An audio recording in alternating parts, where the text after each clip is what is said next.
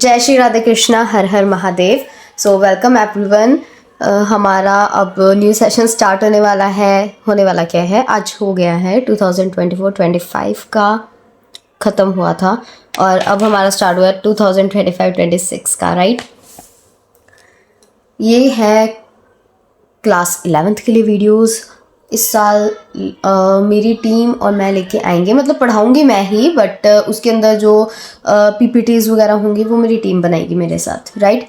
तो जो study material होगा वो मेरी टीम प्रोवाइड करवाएगी और बाकी पढ़ाऊंगी आप लोगों को मैं ही।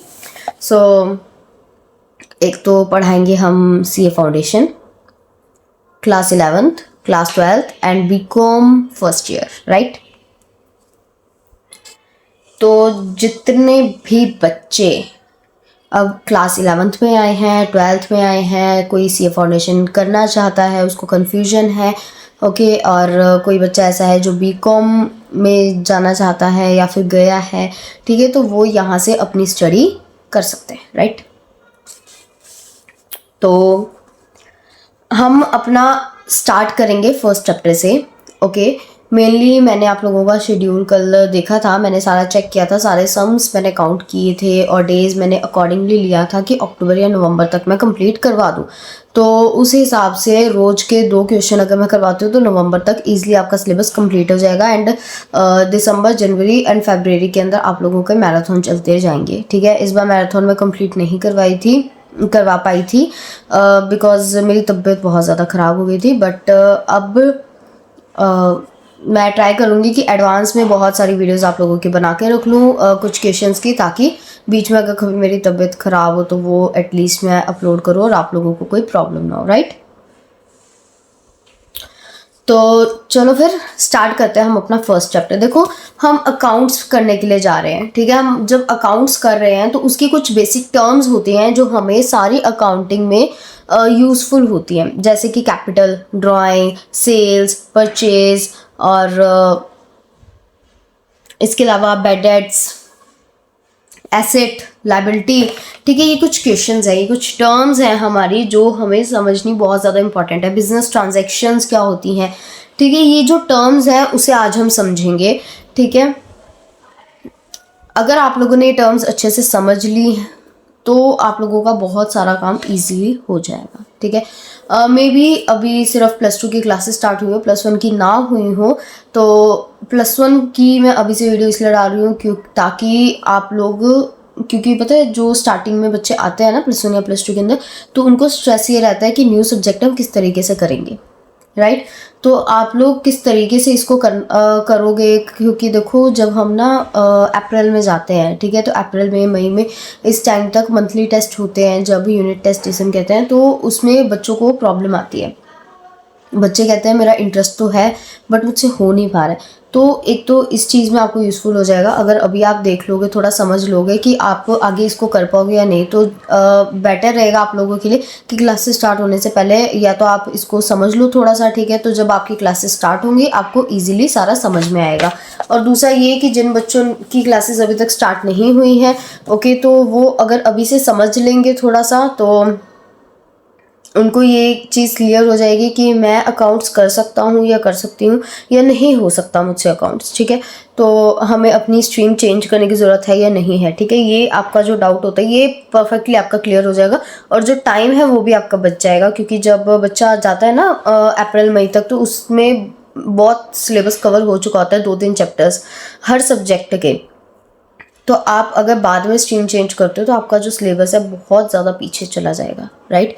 तो आपको एक्स्ट्रा मेहनत करनी पड़ेगी, तो बेटर है आप अभी थोड़ा बहुत देख लो और अपने फ्रेंड्स को भी शेयर कर दो जिन्होंने कॉमर्स ली है, ठीक है, ताकि उनको भी उनके डाउट्स क्लियर हो जाएं। एक बार के लिए एटलीस्ट उन्हें ये पता चल जाए कि कॉमर्स उनके लिए परफेक्ट स्ट्रीम है या नहीं है, राइट। तो देखो हम करने जा रहे हैं इंट्रोडक्शन टू अकाउंटिंग, राइट। तो इंट्रोडक्शन टू अकाउंटिंग के अंदर हमारी सबसे पहली टर्म आती है business transactions. Business transactions, writing और आवाज़ दोनों बहुत गंदी है फिलहाल मेरी, क्योंकि गला मेरा ख़राब है 1 महीने से, तो इसी चक्कर में मैं मैराथन नहीं बना पाई थी, बट अभी वीडियोस तो रिकॉर्ड करनी है। और राइटिंग तो मेरी कॉलेज में जाके वैसे ही बहुत बिगड़ गई है, तो राइटिंग में मत जाना, मतलब राइटिंग समझने वाली है, राइटिंग में मत जाना, सिर्फ मेरे विचारों पर जाना, मेरी बोली पर जाना कि मैं क्या बोल रही हूँ उसको समझना, ठीक है। जो लिख रही हूँ उसको थोड़ा कम देखना। चलो देखो, बिजनेस ट्रांजैक्शन, आप कोई भी बिजनेस कर रहे हो, देखो आप कोई भी जैसे आपने एक चिज्जी होती है ना, चिज्जी, लेस, चिप्स, है ना, चीज़ें हम खरीद के लेके आते हैं बाहर से। तो मान लो आपने उसकी कोई शॉप खोली या फिर आपने स्टेशनरी की एक शॉप खोली है, ठीक है। तो आप, इज़ इट पॉसिबल कि आप बिना कोई सामान बेचे अपनी शॉप को चला लो या अपने बिजनेस को रन कर लो? नेवर। अगर आपको अपना बिजनेस चलाना है, ठीक है, तो आपको सामान बेचना पड़ेगा, उसके बदले आपको पैसे लेने पड़ेंगे। तो इसी चीज़ को हम बिजनेस ट्रांजैक्शन कहते हैं। कि कई बार हम क्या करते हैं, सामने वाले को क्रेडिट पे दे देते हैं। कई बार क्रेडिट पे देने का मतलब क्या है कि हम उधार दे देते हैं सामने वाले को। हम कहते हैं कोई बात नहीं, अब बाद में इसके पैसे दे जाना, जो हमारे रेगुलर कस्टमर होते हैं। और कई बार हम क्या करते हैं, सामने वाले पर्सन से मैक्सिमम टाइम हम क्या करते हैं, कैश के बदले उसको सामान देते हैं, राइट। सो यही होती है हमारी एक बिजनेस ट्रांजैक्शन। जब हम कोई भी जब ट्रांसफ़र ऑफ मनी और गुड्स और सर्विसेज, मतलब या मनी या गुड्स या सर्विसेज, इन तीनों में से किसी भी चीज़ का अदला बदली होती है दो लोगों के बीच में, दो पार्टीज़ के बीच में, ठीक है। दो पार्टीज़ के अंदर सब कुछ आ जाता है, दो लोग आ जाते हैं, दो कंपनीज आ जाती हैं, ठीक है, हर कोई आ जाता है उसके अंदर, ठीक है। दो पार्टीज़ के बीच में जब ये एक्सचेंज होता है, उसको हम कहते हैं बिजनेस ट्रांजैक्शन। ये आपकी बुक में लिखी हुई है डेफिनेशन, मेरा काम है जस्ट आप लोगों को ये टर्म समझाना, याद करना आप लोगों का काम है और समझना भी आप लोगों का काम है, राइट। ऊपर मत देखो, ये जो पिछला मैराथन था जो बीच में छूट गया था उसी का है, उसके नीचे से कंटिन्यू कर रही हूँ। ओके, सो ये मॉनेटरी फॉर्म में होता है मेनली, कैश में भी होती है, क्रेडिट में भी होती है ना। हम कैश में भी दे देते हैं सामान और क्रेडिट पे भी देते हैं, ठीक है। देखो, जो थ्योरी है उस पर मैं थोड़ा कम फोकस करती हूँ, मैं प्रैक्टिकल्स पे ज़्यादा करती हूँ, क्योंकि जो थ्योरी होती है वो आप लोगों को स्कूल लेवल पे आती है, बट आगे जाके जैसे कहा जाए तो जैसे आप फाउंडेशन कर रहे हो या फिर आप बीकॉम वगैरह कर रहे हो, तो वहाँ पे आपको प्रैक्टिकल ज़्यादा आते हैं, थ्योरी कम आती है, राइट। तो अब देखो भाई, तो अभी मैं डिटेल में नहीं समझा रही ज़्यादा, अभी मैं थोड़ा थोड़ा उतना ही समझाऊंगी जितना आप लोगों को ज़रूरत होगी, ठीक है, जितनी आप लोगों को आगे काम आएगी, क्योंकि धीरे धीरे आप लोगों का फ्लो बनता जाएगा, आप लोगों की अकाउंट्स पे पकड़ बनती जाएगी, उतना ही बेटर आप लोगों के लिए हो जाएगा, राइट। वन मोर थिंग, एक बिजनेस स्टडीज़ भी मैं करवाऊंगी, ओके, एंड इकोनॉमिक्स करवाने का मैंने सोचा तो था, बट अभी नहीं करवा रही हूँ इकोनॉमिक्स, ठीक है। मैं देखूंगी इकोनॉमिक्स कब करवाऊँ मैं, क्योंकि इकोनॉमिक्स +1 की जो है वो सारी की सारी लर्न करने वाली है, Punjab economy and Indian economy. तो इसके अंदर मेरा कराने वाला तो कुछ भी नहीं है, वो आप लोगों को खुद से ही करना पड़ेगा। स्टैट्स ज़रूर मैं करवा सकती हूँ, ठीक है, देखते हैं क्या करा जाएगा, बट हाँ, बिजनेस स्टडीज़ मैं ज़रूर करवाऊंगी। तो जिन बच्चों को बिजनेस स्टडीज़ करने में प्रॉब्लम आती है वो यहाँ से आके देख सकते हैं मेरी वीडियोस, राइट। पीपीटी से करवाऊंगी, ऐसे लिख के नहीं करवाऊंगी, लिख के कभी कभी करवाऊंगी, बट अदरवाइज पीपीटी से ही करवाऊंगी, ठीक है। अकाउंट्स, भाई हम अकाउंट्स पढ़ रहे हैं तो अकाउंट वर्ड का मतलब भी पता होना चाहिए क्या होता है। अकाउंट क्या होता है जी?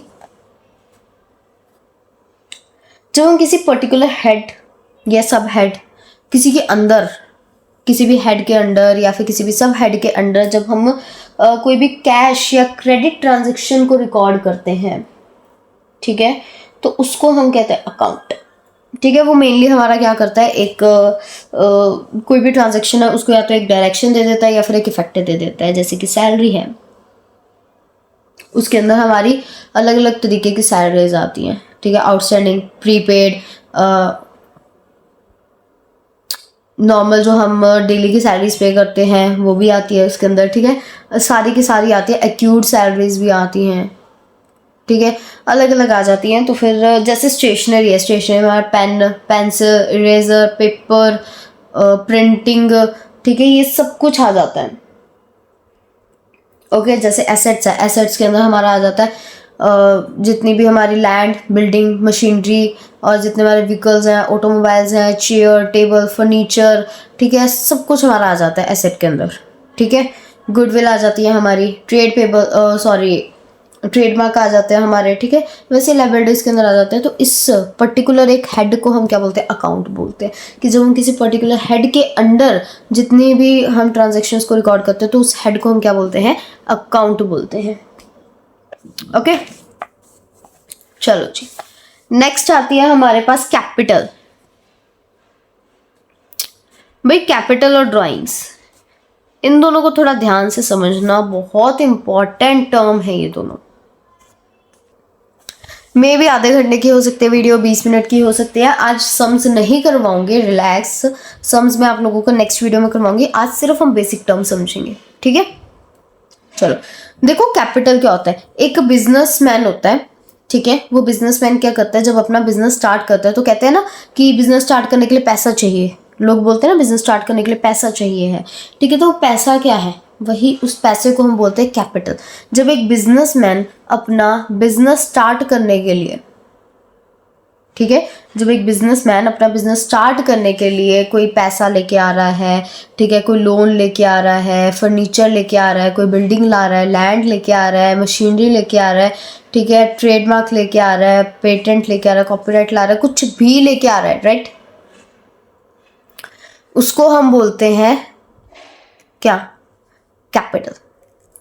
जब एक बिजनेसमैन अपना बिजनेस स्टार्ट करने के लिए कोई भी चीज लेके आता है जिससे उसका बिजनेस स्टार्ट हो, उस चीज को हम क्या बोलते हैं? कैपिटल।